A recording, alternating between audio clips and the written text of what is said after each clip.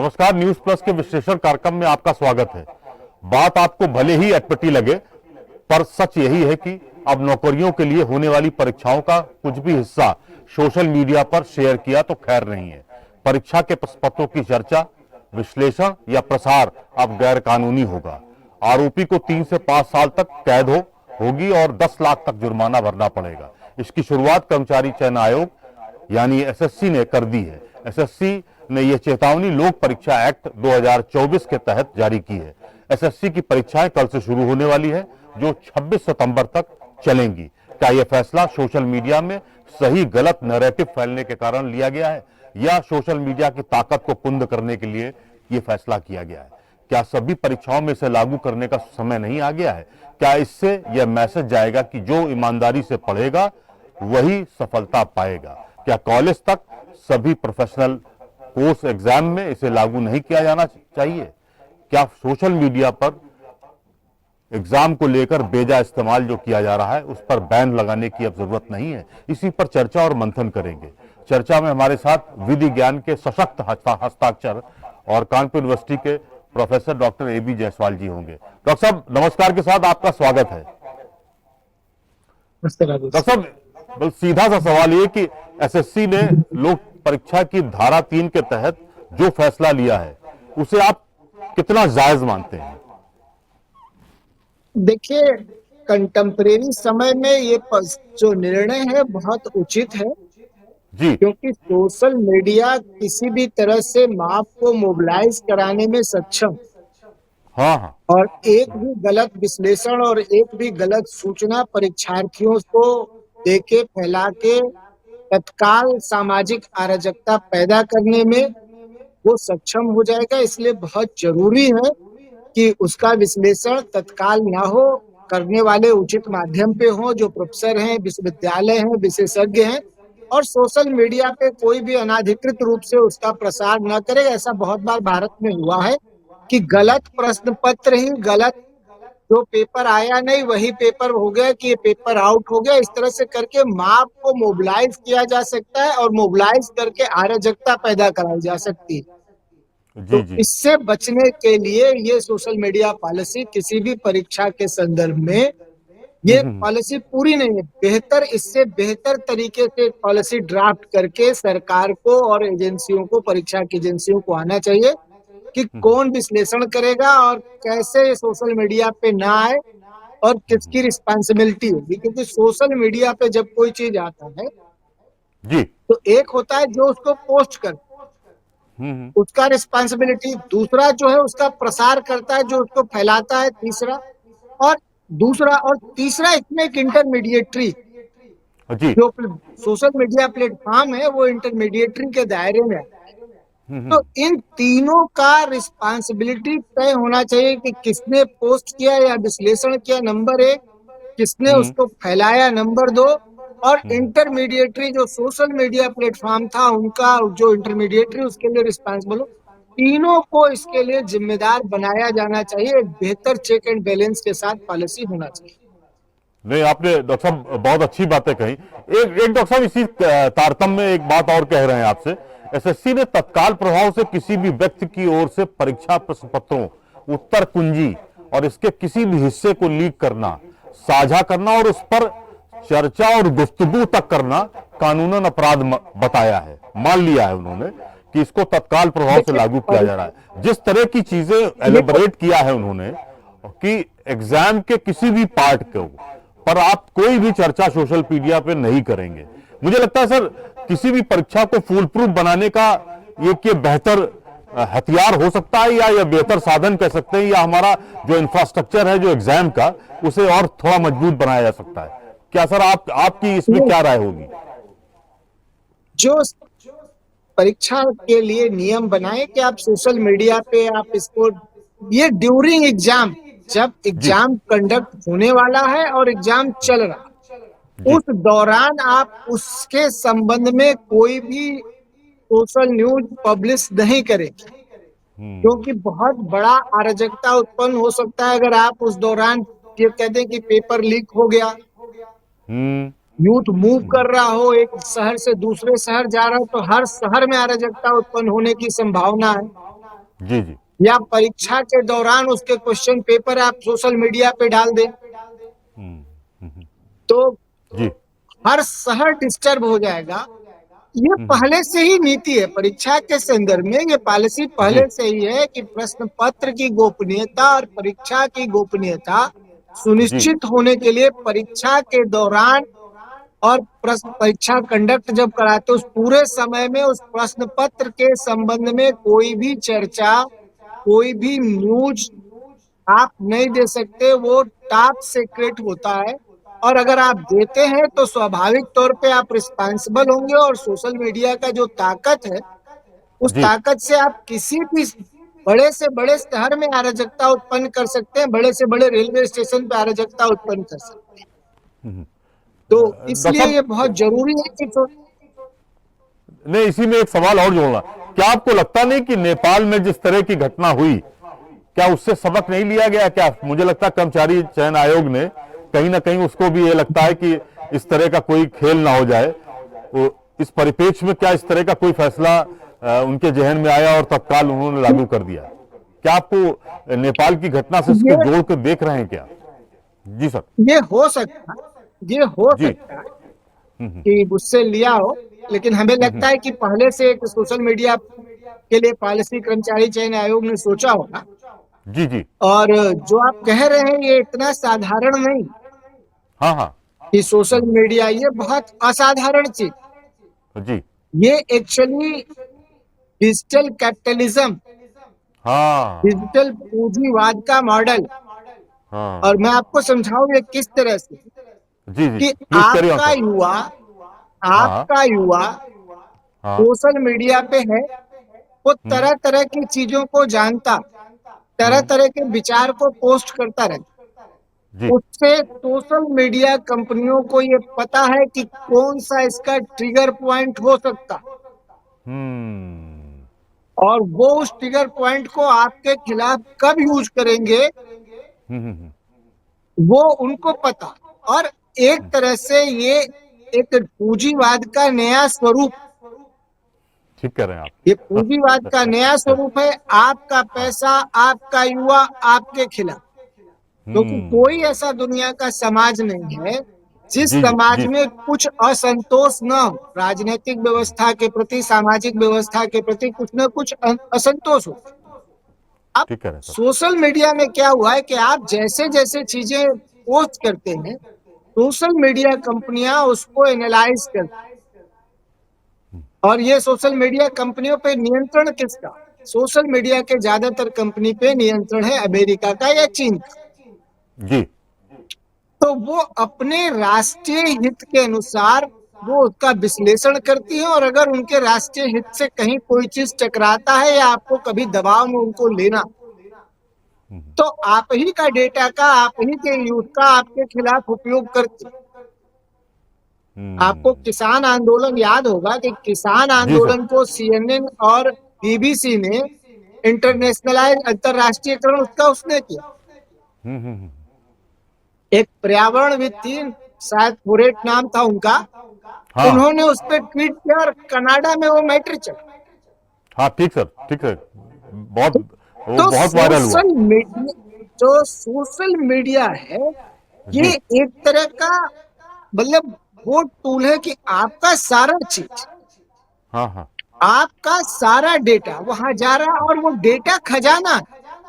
हम्म। जैसे rare earth material का महत्व है, वैसे जी। ही आपके डेटा का महत्व है कि आपके देश के लोग खाना क्या पसंद करते हैं, पहनना क्या पसंद करते हैं, किस आइडियोलॉजी के हैं, वो उनको सब पता।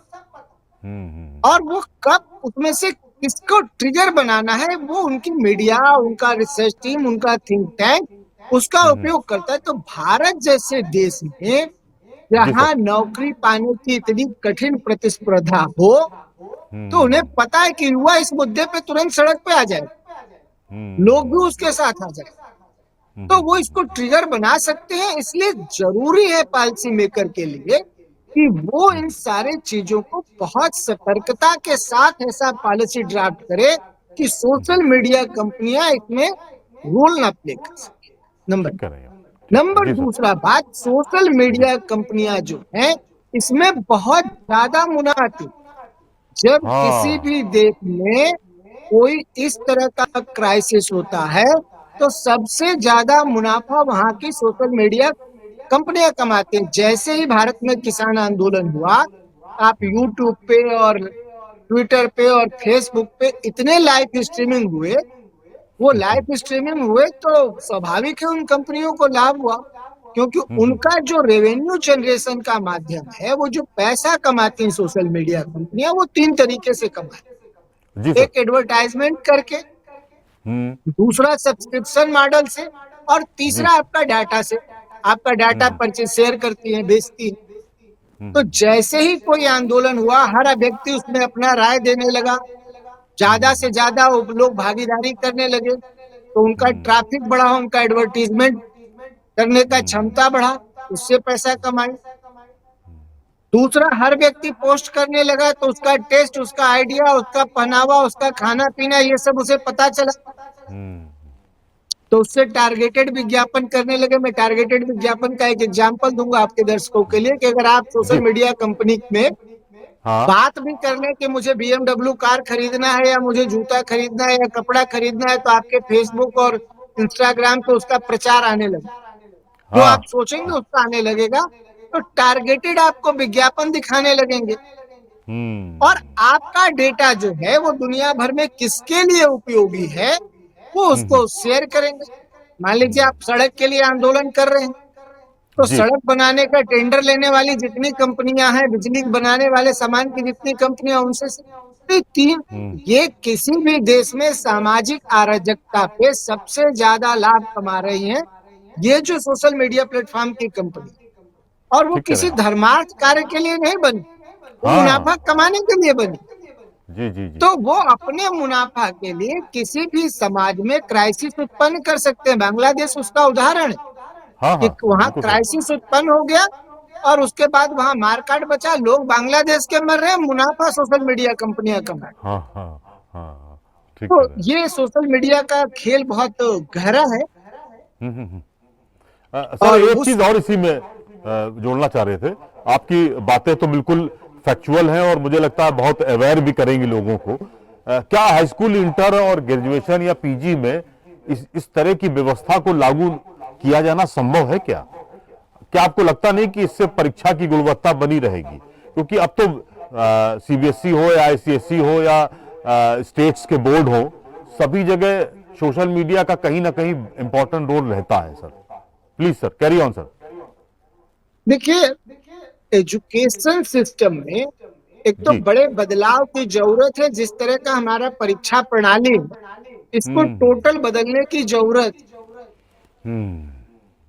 इसको टोटल बदलने की जरूरत है। और इसके मूल्यांकन, सतत मूल्यांकन की प्रक्रिया होना चाहिए, जो पूरे साल एसेस करे, ना कि आपने 10 सवाल लिखा इसके आधार पर मूल्यांकन। जब हाँ। सतत आपका मूल्यांकन होगा तो किसी भी का प्रभाव नहीं होगा, आपको काम करना पड़ेगा। सोशल मीडिया जो हाई स्कूल, इंटर के बच्चों तक जो पहुंच रहा, जी सर। उसका जिम्मेदारी जो है वो हमारा आपका है, क्योंकि स्कूल, पेरेंट्स, सारे चीजें हम किस पे शेयर कर रहे हैं? व्हाट्सएप पे शेयर कर रहे हैं। स्कूल भी शेयर कर रहा है, बच्चा भी शेयर कर रहा है। इवन भारत सरकार की एजेंसियां, जिला अधिकारी को भी व्हाट्सएप पे सूचना आ रहा है, जिला अधिकारी भी व्हाट्सएप पे उत्तर प्रदेश सरकार को, केंद्र सरकार को सूचना दे रही, विश्वविद्यालय की सूचना। तो ये संवेदनशील जितने डेटा हैं, ये जी सबसे जी। पहले व्हाट्सएप के सर्वर में जा रहे हैं। अब आप सोचिए कि शिक्षा का भी सारा सूचना व्हाट्सएप को है, सरकार का भी सारा सूचना है, स्टूडेंट का भी। तो आपका जो भी सिस्टम है वो आपसे बेहतर समझ रहे हैं, क्योंकि उनके पास सारे तंत्र से सूचना है। जी जी जी जी। और आप चाह रहे हैं कि हाई स्कूल, इंटर के बच्चों को सोशल मीडिया से दूर रखें, तो सारा सूचना का तंत्र जब उन तक पहुंच रहा है, तो आप उसको काट भी देंगे तो दूसरा रास्ता निकाल। ठीक कह रहे हैं आपको आप। उसका शिक्षा प्रणाली में ही ऐसे परिवर्तन करने पड़ेंगे, परीक्षा प्रणाली में, कि जी जी। उसका उपयोगिता, सोशल मीडिया की उपयोगिता जो है वो मिनिमाइज किया जाए, ताकि जब तक वो किशोर वय ना हो बच्चा, जब तक सोचने समझने लायक ना हो, तब तक जी। उस पे एक पेरेंटल कंट्रोल बने। ऑस्ट्रेलिया में और यूरोप में जी सर। पेरेंटल कंट्रोल का एक मैकेनिज्म, लीगल टूल विकसित किया गया है कि अगर कोई भी पेरेंट्स है, कोई भी बच्चा है, वो अगर सोशल मीडिया पे जाता है तो उसको पेरेंटल कंट्रोल रहेगा। पेरेंट्स उसके जान सकेंगे कि वो कहाँ पे है, क्या कर रहा है, क्या चीज देख रहा हम्म, है, और इसको तत्काल प्रभाव से भारत में लागू किया जाना चाहिए। और स्कूल शिक्षा प्रणाली में जो भी नेटवर्किंग हो रहा है, जो भी डाटा शेयरिंग हो रहा है, वो पेरेंटल कंट्रोल में होना चाहिए। और डेटा को सख्ती से प्रोटेक्ट करने के लिए डेटा प्रोटेक्शन सरकार को लागू करना चाहिए। डेटा प्रोटेक्शन कानून भारत में लागू है, लेकिन कोई भी कानून लागू करने के लिए आपको कैपेसिटी बिल्डअप करना पड़ेगा। ठीक कह रहे और हैं भारत जी। में जितना डेटा का उत्पादन है, उतने डेटा को रोकने का, संग्रहित करने का क्षमता नहीं है। 20% का क्षमता है, और उससे भारत को लगभग हर साल 40 से 50 हजार करोड़ का आर्थिक नुकसान हो। हम्म हम्म, हम्म, ये तो नुकसान इस तो सर ऐसी बहुत। पॉलिसी क्या, जी जी, ऐसी नुकसान तो बहुत पॉलिसी है। बनाने का ऐसी पॉलिसी बनाने की जरूरत है सरकार को कि अपना डेटा लोकलाइजेशन हो, भारत का डेटा भारत में हो, उसे किसी से मांगना न पड़े, और उसके नागरिकों के डेटा का दुरुपयोग न। ठीक कह रहे हैं आप। सर एक एक चीज और आपसे जानना चाह रहे थे। एसएससी ने एक बात और कही है कि अगर सोशल मीडिया में एग्जाम को संगठित तरीके से शेयर करने का आरोप मिला हमको, यानी कि अगर वो ऑर्गेनाइज्ड इसमें सिस्टम हमको प्राप्त हुआ, तो 10 साल की कैद और 1 करोड़ का जुर्माने का प्रावधान भी किया गया है।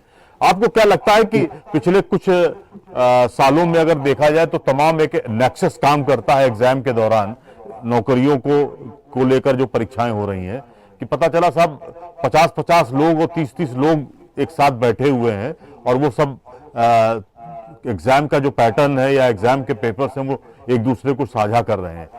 ये क्या इस तरह की भी चीजें उन सब पर भी बैन लगाने में कारगर होगा क्या? देखिए, लीगल टूल तो आपको विकसित करना ही पड़ेगा। तो अगर कोई इस तरह का क्राइम है, उसके लिए आपको सजा के लिए एक मैकेनिज्म डेवलप करना पड़ेगा। जी। तो ये तो लीगल टूल है कि अगर आपने ऐसा किया तो हम आपको पकड़ेंगे और आपको जेल भेजेंगे। अब ये हो ना, इसके लिए आपको करना पड़ेगा कि सारे सोशल मीडिया पे आपको सर्वेलांस रखना पड़ेगा। हाँ। उस पे सरकार को सर्वेलांस रखना पड़ेगा, नियंत्रण रखना पड़ेगा, उसको देखना पड़ेगा।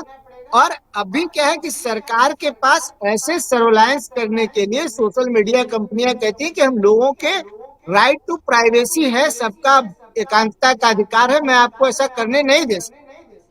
तो सरकार को इसके लिए एक लीगल टूल बनाना पड़ेगा, ट्रांसपेरेंट तरीके से। और जो डिजिटल सॉवरेंटी है, जी जी। डिजिटली संप्रभु होने का, तो उसको डिजिटल संप्रभु होने का ताकत भी पैदा करना पड़ेगा कि आप चाहे तो ना चाहे तो मैं आपके अंदर घुस के देख लूंगा।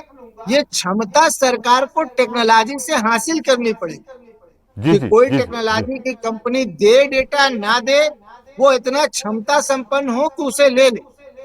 हम्म। आप सोचिए कि एक दिन में भारत में कितना अद्भुत प्रयोग है कि एक निर्णय आया कि अब सुप्रीम कोर्ट के केसेस का जानकारी आपको व्हाट्सएप पे मिलेगा। उसी समय एक हाई कोर्ट में व्हाट्सएप मुकदमा लड़ रहा था अपने प्राइवेसी पॉलिसी को लेके, और कोर्ट से कहा कि अगर आप हमारी प्राइवेसी नहीं मानिएगा तो हम अपना बिजनेस ऑपरेशन बंद कर। हाँ कोर्ट ऑफ लॉ हाँ। में ये आके कह रहा है मैं बिजनेस, हमारी बात नहीं मानेंगे तो हम आपके यहाँ बिजनेस नहीं करेंगे। किस जी जी तरह जी। से आपके पॉलिसी को, आपके संप्रभुता को वो चैलेंज कर। डेटा आपके नागरिक का है, हमारा आपका है। विश्लेषण वो कर रहा है, देश विदेशी कंपनियों को रहा है, प्रोडक्ट उनके बिक रहे। ठीक कह रहे हैं तो आप। ये सरकार पूरी को डॉक्टर साहब पूरी सरकार, चेन है ये। जी। हाँ पूरी, ये मुनाफाखोरी का चेन। हम जी लोग सर। एक्चुअली एक ऐसे कॉलोनी में रह रहे हैं जो डिजिटली उपनिवेशवाद में रह रहे हैं।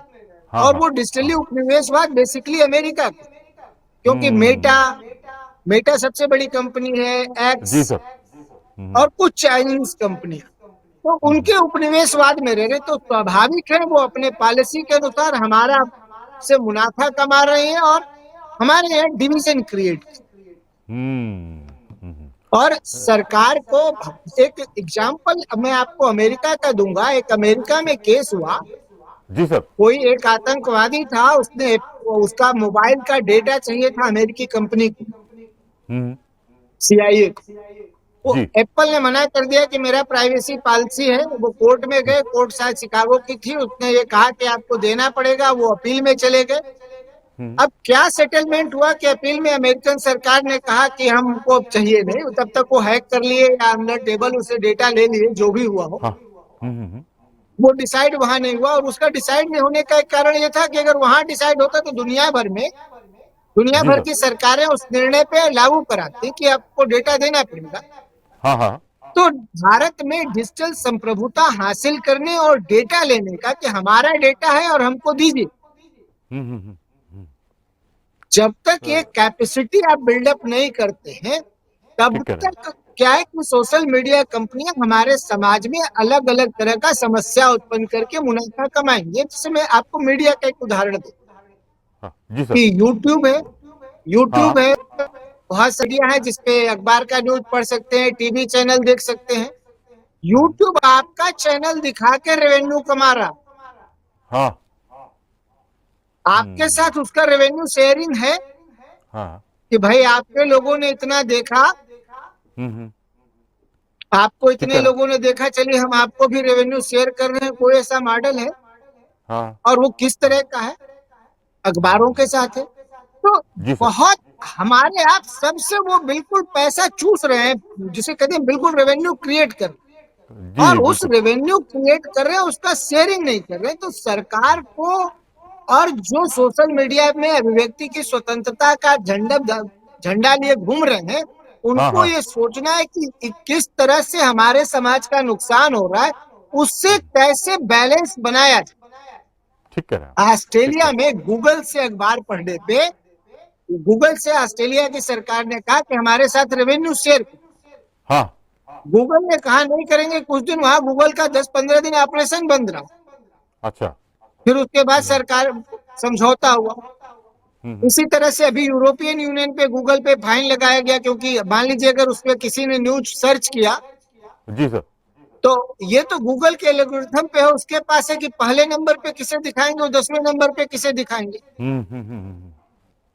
तो हम्म। वो उसको पहले नंबर पे दिखाएंगे जो उनकी नीति को, उनके हित को प्रोटेक्ट करता हो। बिल्कुल सर, बिल्कुल सही कह रहे हैं आप जी। तो डॉक्टर साहब, ये एक जो चीज इसमें जो आप बात कह रहे हैं, क्या आपको लगता नहीं पेगासस का जो झंझट हुआ था, जिसको लेकर एक पॉलिटिकल कह लीजिए कि एक हड़बोंग सी स्थिति क्रिएट हो गई थी, वो भी क्या सब अमेरिकन कंपनी तो है सर वो?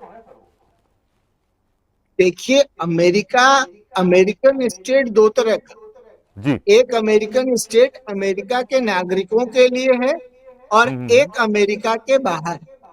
हम्म। अमेरिकन नागरिकों के लिए अमेरिकन स्टेट स्वर्ग है, बहुत प्रोटेक्ट हम्म। करता है। लेकिन दुनिया के लिए अमेरिका जो है, वो जी। है जैसे अपने यहाँ सुल्ताना डाकू था कि सबको लूट के हाँ लाता था, कुछ लोगों को खिला देता था। तो हाँ। अमेरिकन पॉलिसी उसी तरह। आप जितने भी वैश्विक संघर्ष है, उसमें आप अगर अमेरिका की भूमिका को देखेंगे तो सरप्राइज हो जाएंगे जी सर। जी। कि अमेरिका का और उस संघर्ष का कारण क्या है कि उसका सारा बेनिफिशियरी अमेरिकन कंपनी, हाँ हाँ बिल्कुल। अमेरिकन कंपनियां हैं या यूरोपियन कंपनियां हैं। और वो एक कल्चरल सुपरमेसी की हमारा या बाकी दुनिया लड़ते झगड़ते रहे, यूरोप अमेरिका शांति से रहे, या जो हमको मान रहे हैं या क्रिश्चियनिटी के हैं वो शांति से, बाकी हम देख लें। और सोशल मीडिया कंपनी इसमें बेहतर रोल प्ले कर रहे हैं, चाहे वो नेपाल का क्राइसिस हो, चाहे वो बांग्लादेश का क्राइसिस हो, चाहे वो श्रीलंका का क्राइसिस हो, चाहे इजिप्ट का क्राइसिस हो। ये सारे क्राइसिस जो है, उसमें सोशल मीडिया रोल प्ले करता है। और कैसे रोल प्ले करता है कि मैं जो आपसे बात कहना चाह रहा हूँ कि जी। वो जब युवा सारा उसमें है, अब वो युवा को अपने पास लाते कैसे हैं, क्यों युवा चला जाता है, क्यों किशोर जाता है? तो बहुत सारे अश्लील कंटेंट वो परोसते, बहुत सारे ठीक है। अश्लील हैं, आप नेट से उससे देख सकते हैं, उसे आप रोक नहीं सकते। जी। युवा, विद्यार्थी किशोर वय बच्चा समझता है नहीं समझता उसमें इंटर कर जाता, हम्म। धीरे धीरे उसका उसका आदत पड़ने लगता है और फिर उसके चक्कर में उससे वो समझ जाते हैं कि इसका टेस्ट क्या है, किस जी। तरह का आइडियोलॉजी का है, हम्म। किस पे इसे गुस्सा आता है, किस पे ये खुश होता है, जी किस जी। पे ये भड़क जाएगा। ये सारी सूचनाएं उन तक पहुंचती और वो हम्म। किसी भी समाज में अपने हित के लिए इन सूचनाओं को एज ए टूल यूज करते हैं, उनके देश के थिंक टैंक यूज करते हैं और डॉक्टर साहब दुनिया के आपने बहुत देशों अच्छी के बात, पास। नहीं नहीं, आपने बहुत अच्छी बातें कही हैं। डॉक्टर साहब एक थोड़ा सा विषय पे आ जाते हैं फिर। क्या आपको लगता है कि जिस तरह का डिसीजन हुआ है एसएससी के द्वारा, उससे क्या आपका एग्जाम जो है वो कहीं ना कहीं उसमें पारदर्शिता बनी रहेगी, फेयर सिलेक्शन होगा? देखिए, इससे सोशल मीडिया की जो पॉलिसी लाई है शिक्षा भर्ती बोर्ड ने, उससे जी। स्वाभाविक है कि परीक्षा में शुचिता बरकरार रहेगी। परीक्षा हम्म। की शुचिता बरकरार रहेगी, शुचिता को सुनिश्चित करने के लिए वो लाया है। अब शुचिता के साथ साथ जरूरी है कि वो पूरा सिलेक्शन प्रक्रिया फ्री, फेयर, ट्रांसपेरेंट हो, ताकि युवाओं में विश्वास बना रहे, कोई भी उसका फायदा ना उठा। और इसका हम्म। हमेशा हर चयन बोर्ड को ध्यान रखना चाहिए, हर एजुकेशन इंस्टीट्यूशन को ध्यान रखना चाहिए कि आपको बेहतर समाज बनाना है तो निष्पक्ष तरीके से, पारदर्शी तरीके से सारी पॉलिसियों को अपना के आप उसको लागू करें। जी। डॉक्टर साहब बातें तो बहुत अच्छी हुई, बस एक थोड़ा सा संक्षेप में आपसे चाहेंगे क्योंकि अब हमारे पास वक्त इतना ही ज्यादा दे रहा है। ओवरऑल सोशल मीडिया एक हमारे लिए एक बहुत बड़ा, ये कह लीजिए कि एक चक्रव्यूह है। उससे निकलने के लिए या उससे कहीं ना कहीं बचने के लिए लेमैन किन चीजों का इस्तेमाल करे जिससे उसके झंझावात में न फंस पाए? मैं आप मतलब देखिए, आपसे साझा कर जी, तो संक्षेप में सर। सोशल मीडिया के उपयोग पे पहली चीज, आप कोई भी अपनी निजी जानकारी नहीं, कि हम्म। आपने क्या खाया, क्या पहना, आपका क्या रिलेशन है, जी। कोई भी ऐसी सेंसिटिव ठीक बात। जानकारी उनको ना दे। जी। दूसरा, उस पे वो चीजें साझा करें जो आपको लगता है कि ये साझा करने लायक है।